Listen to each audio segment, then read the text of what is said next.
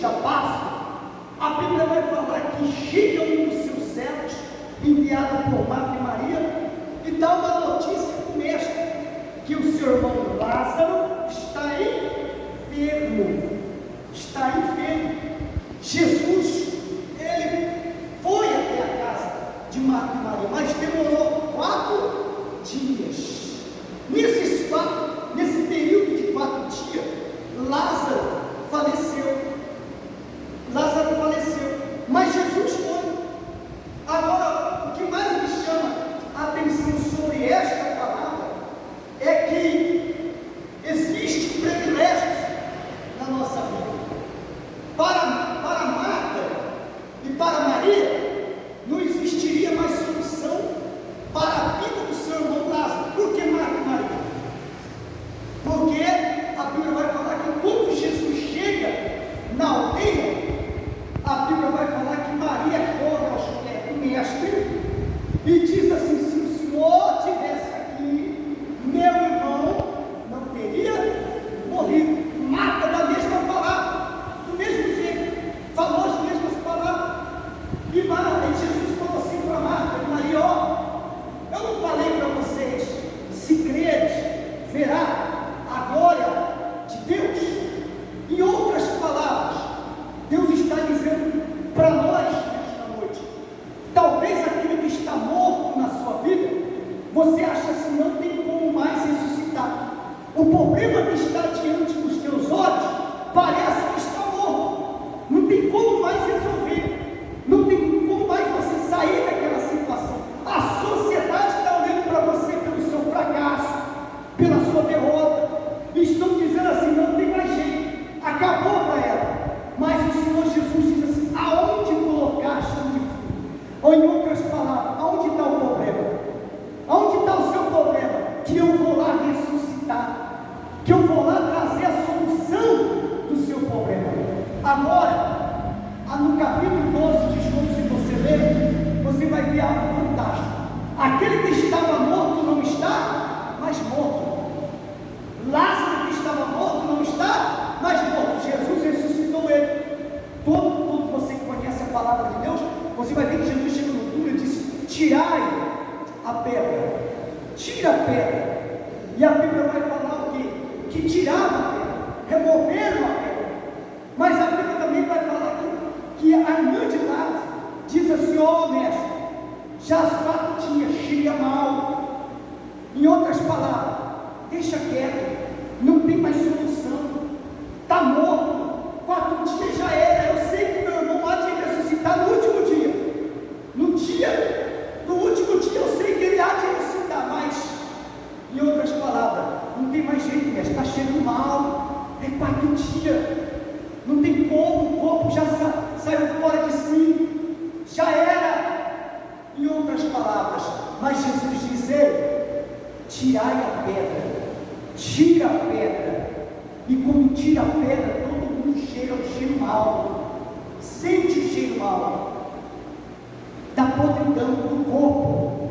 Mas quando Jesus dá a palavra profética: Lázaro, sai para fora, aquele cheiro mal não existe mais, porque sai o cheiro mal, existe a vida, o perfume da vida.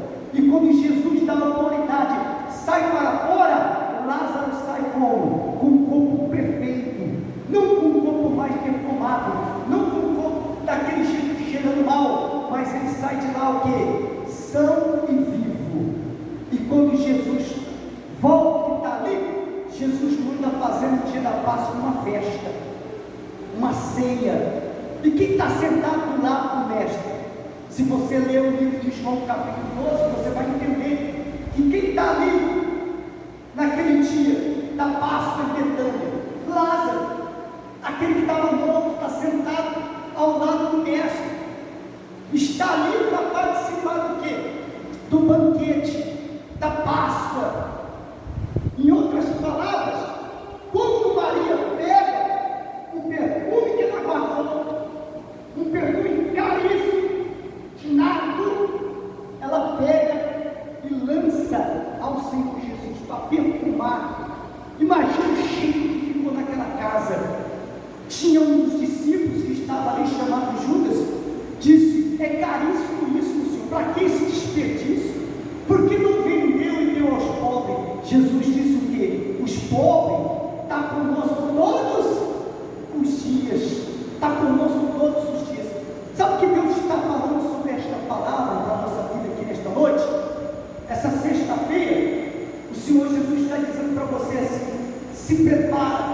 porque Ele vai preparar uma mesa para você, sentar ao redor da mesa. Aquilo que cheirava mal não vai cheirar mais mal, aquilo que era morte vai ser vida. Você vai sentar na mesa junto com Ele. Aqueles que estavam ali, a Bíblia vai falar que tinha muitos fariseus, muitos homens foram ali para ver Lázaro e para ver Jesus. A Bíblia bem clara, vai falar que eles foram ali para ver Lázaro e também para ver Jesus. E muitos judeus soube que ele estava ali. Muitos judeus.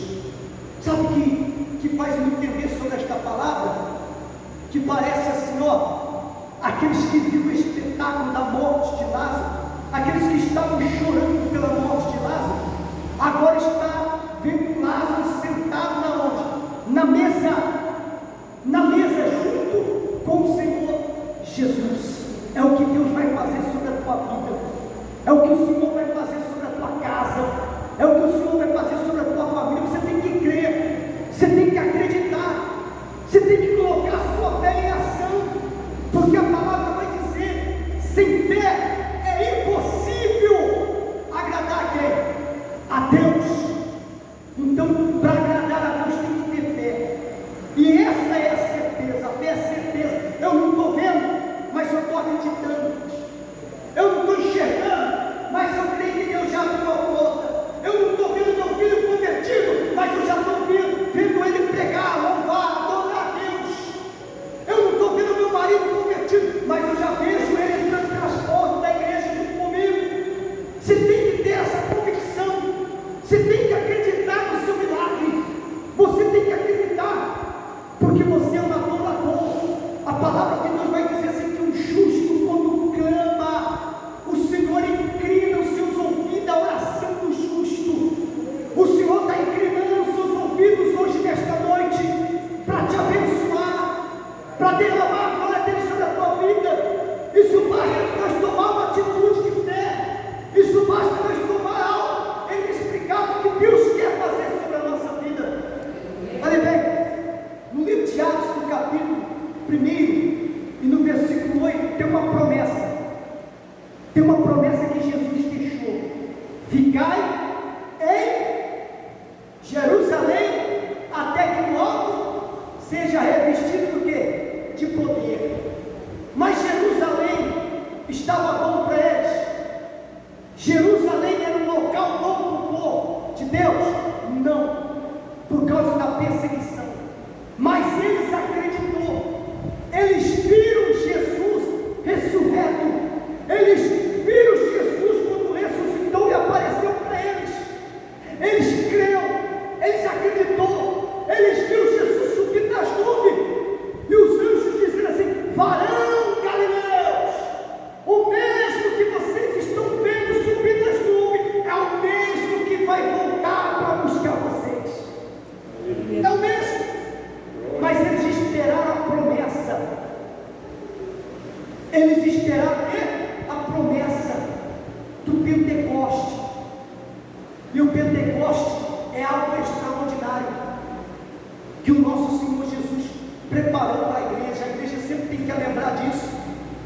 A igreja tem que sempre lembrar da Páscoa. A Páscoa significa libertação, a saída do Egito, da saída da escravidão para a vida, para a terra que manda leite e mel, para aquilo que Deus prometeu para a igreja. Era isso o poder que Deus queria manifestar sobre a igreja. E até hoje é esse poder, o Espírito Santo.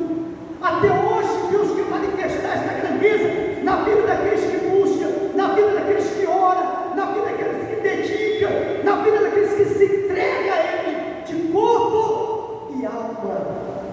Não é somente vir à igreja, mas você tem que fazer algo diferente. Toda pessoa que faz algo diferente, ela chama a atenção de Deus, mas também chama a atenção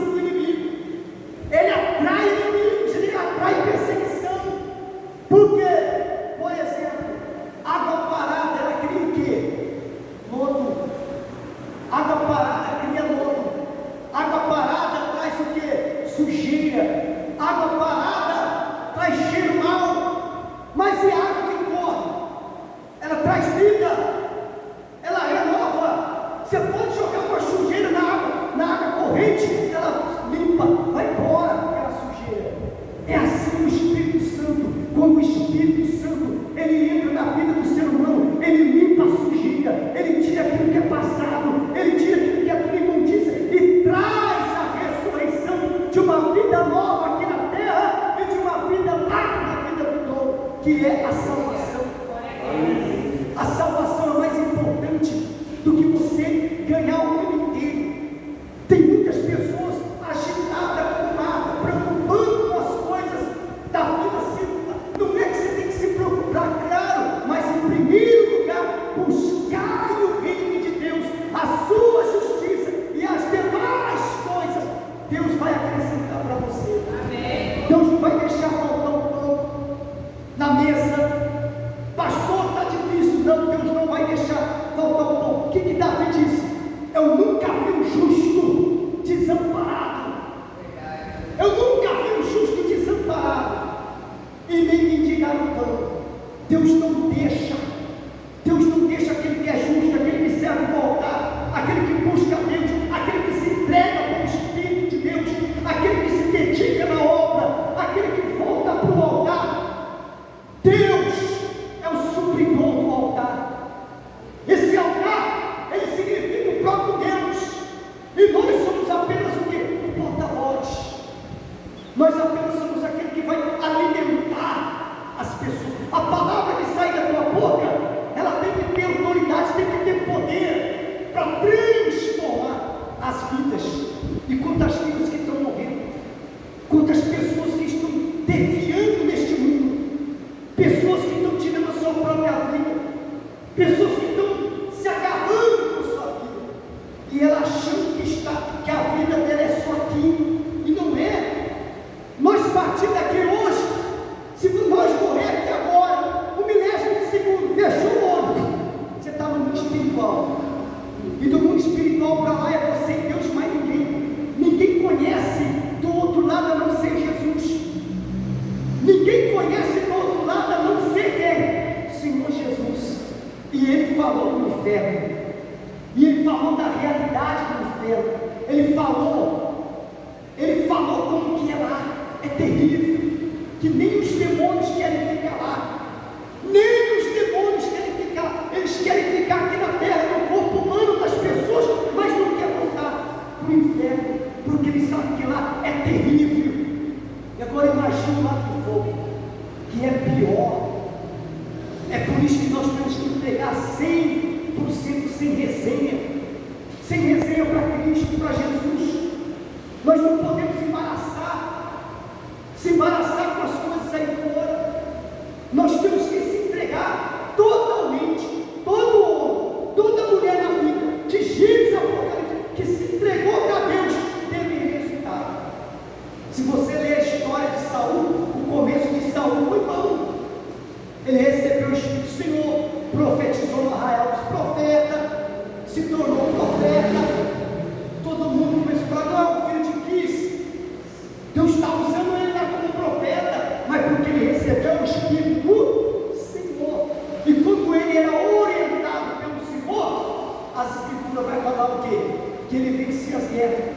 O dia que ele, o quê? O dia que ele desviou, o dia que ele não deu ouvido à voz de Deus, o dia que ele desobedeceu à voz de Deus, ele perdeu o Espírito de Deus. E a Bíblia vai dizer que o próprio Senhor enviou o Espírito do mal sobre ele. Veio sobre ele.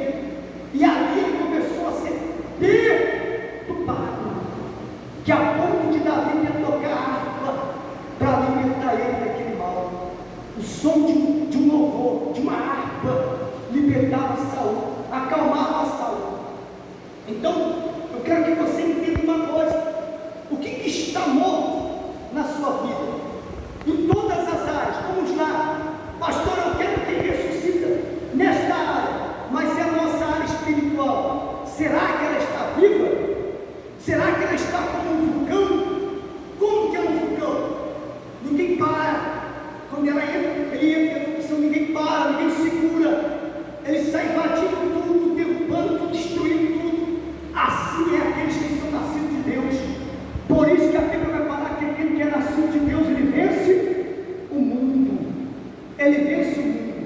O que é nascido de Deus, ele vence o mundo. O que é vencer o mundo? É vencer as coisas que estão aqui fora, que é ao contrário de Deus. Que é ao contrário de Deus. Essa família, Marta, Maria e Lázaro, só houve milagre na vida deles porque eles deixaram Jesus entrar na casa deles. Porque eles deixaram Jesus entrar na vida deles. Não é só entrar na casa física deles, mas eles deixaram entrar na vida espiritual deles. Eles abriram a porta do coração para Jesus entrar. É por isso que Marta e Maria mandou chamar Jesus, porque ela sabia que Deus respondia a Jesus, porque ela mesma falou. Ela disse: eu sei que Deus te ouve, eu sei que Deus te ouve tudo que você pede. Então o que aconteceu? O que aconteceu? Que eu só vou te dizer uma coisa: tira a pedra, porque as demais coisas Deus vai fazer. Tem coisa que é para nós fazer e tem coisa que é para Deus fazer. Olha bem, o que Deus faz? Aquilo que você não pode fazer. Deus vai fazer aquilo que você não pode fazer. Por exemplo, eu vou sair da rua evangelizando, pastor, mas não vai vir. Profetiza, prega, e demais coisas Deus faz. A palavra foi pregada, a palavra vai germinar, o Espírito Santo vai trabalhar, e é o Espírito Santo que traz, é o Espírito Santo que resgata, é o Espírito Santo que salva, não é o homem. Não é porque é fulano, é conhecido, é ciclano. Não, é o Espírito Santo. Se o Espírito Santo não convencer o pecador, quem vai convencer? As nossas palavras? Palavras sábias? Não, do jeito nenhum. Porque se fosse por palavra sábia, se fosse por palavras de homem, o nosso caso estaria bem. Estaria ou não estaria? Estaria ou não estaria? Tem um monte de pessoas que são inteligentíssimas, mas não tem o Espírito de Deus. Porque o que faz a diferença não é a inteligência. O que faz a diferença na vida do homem é o Espírito Santo. É o Espírito Santo que faz a diferença na vida do homem. Você pode até mesmo não saber ler e nem escrever. Você pode até mesmo não ter um cargo específico no seu trabalho. O seu trabalho é pesado. Talvez você trabalhe num lugar que ninguém queira que você trabalhe, mas você está lá, porque lá não é bom. Mas uma coisa você tem: a diferença. O Espírito está em você, o Espírito de Deus. E aonde você coloca a mão, há diferença. Há uma diferença entre o justo e o ímpio. Há uma diferença, porque na hora da prova, o justo sabe aonde socorrer. E o ímpio? O ímpio busca Pedro, o ímpio busca Maria, o ímpio busca João, busca vários tipos de deuses. Busca ou não busca? Busca os prazeres da carne para preencher o vazio da alma. Está chegando o carnaval. O que vai dar de crente no carnaval, hein? Que se diz que é crente, vai estar lá rodopiando. Aí depois chega na quarta de cinza, todo mundo vai se purificar. Vai se purificar. Fica aí. Deus vai pegar muitos de surpresa. Muitas pessoas de surpresa. Muitas pessoas. Hoje é light. Tem pessoas que falam assim: pastor, vamos fazer um carnaval gospel. Você sabe o que significa carnaval? Festa da carne. Está lá no livro de Êxodo, quando a Bíblia fala que Moisés estava orando no monte e Deus escreveu nas tábuas do mandamento. Uma coisa Deus deixou lá, uma coisa muito linda, que quando Moisés estava escutando voz de alarido e voz de campos, Moisés estava pensando assim. Josué, que estava no monte, falou assim: ô Moisés, o povo está se alegrando, o povo saiu de uma guerra de vitória. Ele falou: não, isso não é alarido, isso eles pecaram, a idolatria entrou neles. Eles deixaram a glória de Deus para deixar a carnalidade entrar neles. Eles pensaram que Deus tinha matado Moisés. Eles pensaram que o líder deles espiritual tinha morrido e levantou quem? Arão caiu pela voz deles, dos outros. E aí fizeram bezerro de ouro. E aí nasceu o quê? Carnaval. E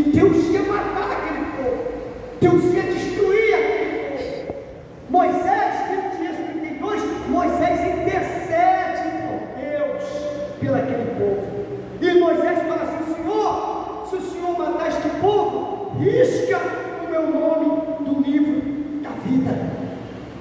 Olha a responsabilidade de um líder. Moisés falou com Deus e Deus atendeu. Moisés falou com Deus e Deus atendeu. Por quê? Porque ele tomou uma atitude de fé. Ele falou: eu prefiro perder a salvação do que esse povo morrer. Aí Deus falou: tá bom, mata somente os idólatras, chama o povo, aqueles que vêm do nosso lado vai ficar conosco, mas aqueles que não vêm morrerá. É o que aconteceu. Aqueles que não tinham nada com Deus morreu o fio da espada, os idólatras, aqueles que fizeram a festa. Então, nessa noite, eu quero que você entenda uma coisa: você é uma pessoa